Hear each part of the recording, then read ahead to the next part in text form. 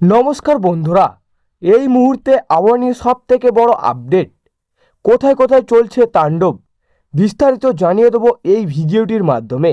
ভিডিওটি শেষ পর্যন্ত দেখবেন, ভালো লাগলে লাইক করবেন এবং অবশ্যই চ্যানেলটিকে সাবস্ক্রাইব করবেন।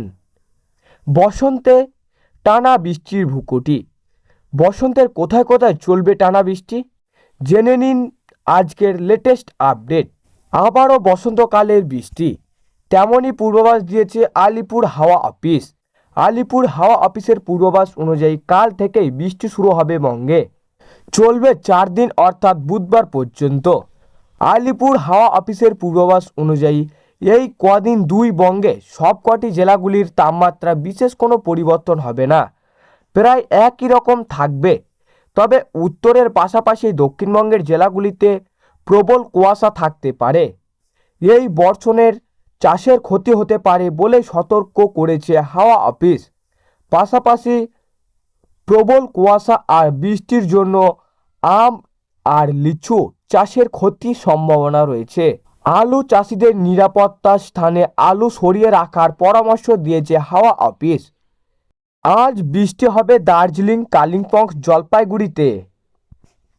বজ্র বিদ্যুৎ সহ বৃষ্টি হতে পারে বলেই পূর্বাভাস দিয়েছে হাওয়া অফিস। আজ কলকাতার সর্বোচ্চ তাপমাত্রা 32 ডিগ্রি সেলসিয়াসের আশেপাশে। সকালে সর্বনিম্ন তাপমাত্রা ছিল 23.6 ডিগ্রি। আগামী কয়েকদিনের কলকাতার আকাশ থাকবে মেঘলা। 13ই মার্চ পর্যন্ত আকাশ পরিষ্কার থাকবে না। মঙ্গলবার উপকূলবর্তী প্রায় সব জেলাতেই বৃষ্টি হবে। পশ্চিম মেদিনীপুর, পূর্ব মেদিনীপুর, দক্ষিণ 24 পরগনা, হাওড়া, কলকাতা একাংশে বৃষ্টির সম্ভাবনা রয়েছে।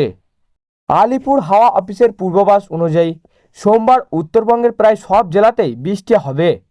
উত্তরবঙ্গে বজ্র বিদ্যুৎ সহ বৃষ্টির পূর্বাভাস রয়েছে। দক্ষিণবঙ্গের মুর্শিদাবাদ, বীরভূম, 2 বর্ধমান, নদিয়া বজ্র বিদ্যুৎ সহ বৃষ্টির পূর্বাভাস দিয়েছে। তো সুপ্রিয় দর্শক, এই ছিল আজকের আবহাওয়া খবর। ভালো লাগলে লাইক করবেন এবং অবশ্যই চ্যানেলটিকে সাবস্ক্রাইব করে পাশে বেল আইকনটি টিপে প্রেস করে আমাদের